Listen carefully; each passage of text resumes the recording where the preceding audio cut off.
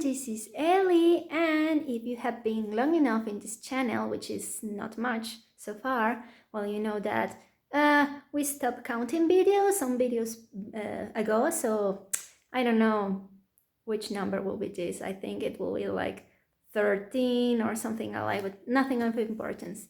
So I know that my voice don't come as good into the video. I am still looking for a good microphone, but nothing that it's worth it. Well, the price. It's just that technology, with everything that's happening in the world, between the pandemic and the all about the war, everything is in pretty high prices, and not worthy really to pay those things right now. But I am looking forward to get something that is fit, and I hope I get it soon so you can listen to me better. But so far, please deal with it a little bit with me, because I also don't like the fact that I have to have the camera so close to my face, because otherwise you won't be able to hear me properly. So apologies for that. But well, taking the topic from today, it will be how to come to face a fear, how to approach circumstances that get you in contact with these situations that turn scary, or whatever that gets you worried to get into contact, and that's why you don't allow yourself to get exposed to that.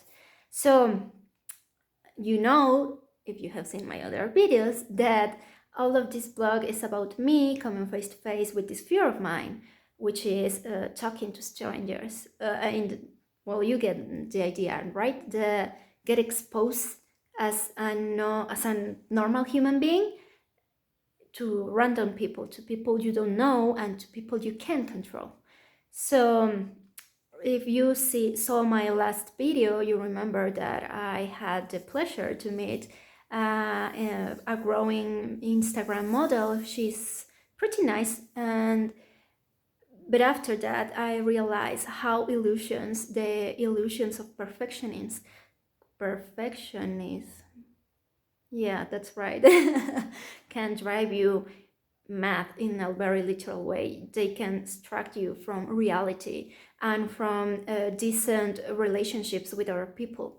So I want to use that to get you to know how important it is to accept that we are people, that we are not perfect, that we have flaws, and we will have to live as such, because when we try to pretend that we don't, we get completely out of anything that goes to reality. Well, saying that, exactly that experience reassured me the fact that there is no reason for me trying to become perfect or to expose myself as perfect. So those kind of experiences are the ones that give me the courage to get into these videos, actually. And you probably, if you have dealt with anything that goes to social anxiety, you are pretty aware that you will do as much to not get yourself into the circumstances that will expose you to that fear. And this is how it works. Social fear works through in this mechanism, and is that we fear to speak in public, or to strangers, or to get into parties with people we don't know, maybe get into college or any places where we have to deal and interact with people we don't know and that we cannot control. It tends to be like classrooms, workplaces, it can be everywhere, but it has a tendency to be in those places where you can actually deny yourself to get in contact with these people. Because in school, sooner or later, your teacher will ask you to work in teams, and there you will have to get in contact with people you cannot control, and that probably not always will like. They won't always like you, or you won't always like them. Same happens in work, in workplaces. You will eventually have to deal with people that may not like you, and you will not be able to do much to control the circumstances in which things develop.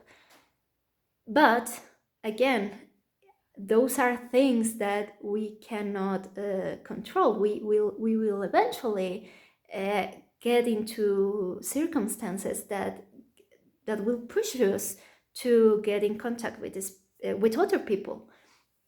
So if you, how to say it, if you cling to the fear, yes, that the first fact about the fear is that we recognize them. We rarely do not recognize our fears. And we recognize the fear of social, well, any social fear about exposure to be rejection, in few words. But what does this rejection implies? I saw it pretty neatly with this Instagram model. She needed to be perfect, because otherwise, if she wasn't perfect, her followers will fall from the illusion they were being treated. So her whole, I don't know if it's actually a big business for her, because she's starting, like, she's growing pretty fast, but I don't know how big in terms of I don't know how you may make money in Instagram. But the thing is that if she let the illusion of her perfect life, of her perfect being, all of these followers will fall, and therefore her life, her self assurance will fall with them. So that's an extreme case because of the quantity of people she's exposed to. But let's say this same thing happens in a classroom, and many times we fear to get in contact with strangers because they may not like us. And therefore, what happens when a human being does not like another? Well, we tend to push them out of the circle. I think this is pretty talk about how humans are social beings, and being part of the group is in our DNA. It's part of our nature, let's say it. So if we get expelled from the group, we can survive. That was hundreds of thousands of years ago, but it's still in our deepest psyche. So we fear the rejection precisely for that, because we believe we might not be able to survive if we are expelled from the group. So the logic of the social fear or social anxiety comes like this. If you get in contact with people, they might notice that they do not like you, that you are not fit for them, and start suffering from this rejection. Like, oh yeah, let's say another hypothetical case in classrooms, that you have to have a teamwork with people that may not like you. They might not like your appearance, your personality, I don't know. It can be hundreds of things. But it eventually happens, like, oh, we have to force this contact, so we get to know this person, and we notice these traits of them that we do not like. So we will talk to our friends, to our group of friends, to not get in contact with that person because he or she does not match our interests or likes. So we will push them out of our circle, our social circles. And yeah, I think that in school precisely, it's when this hits harder, because we don't know who really we are. It's a whole disaster. I didn't enjoy my years in high school, actually. But that comes from the practice of this concept of pushing the people we don't like out of our circles. And that, to be fair, is something that won't stop happening, no matter what you do, no matter where you go. But it's because of the fear that we stop ourselves to get in contact with the situations that will get us into contact with other people and to be rejected. So how do you actually, if things are like that, if the world functions like that, how do you actually get the confidence to still get exposed to it? Well, the answer is as simple as understanding that that's how humans work. There are people that are not from my liking, that their behaviors, their lifestyle are not like something I like. It's not the kind of people I would like to hang out with. And that doesn't imply that something wrong with me or that there's something wrong with them. It's just that we have to accept the fact that we humans are complex and we have different tastes and likes. We cannot expect from everyone to like us or to everyone liking us. So if you get into good terms with this fact, you will eventually rationalize the fear of rejection, and you will start to say to yourself like, you know what, I know that they may not like me, but I have no option. I must get into this work done, this project done, and I will have to deal with social exposure. That being the fact that you will not be able to escape social exposure, your best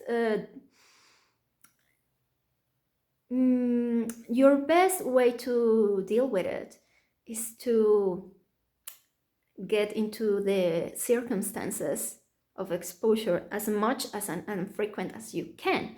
I am not really a person who likes a lot of parties and that sort of things. I am really an introvert. I like to stay home or maybe do things outdoors, but I am not a really social person. But I noticed that I am also fearful of criticism. So the only way for me to get out of it was to expose myself to it. So I pushed myself, even though I consider myself an introvert and I do not like to spend a lot of time with people, to almost forcefully get myself into parties, into social events, everything. And at the beginning, especially with my stumbling with words with strangers, it was pretty hardcore. Like, I want to remember a concrete story to tell you, but I can't really right now, but maybe in the future.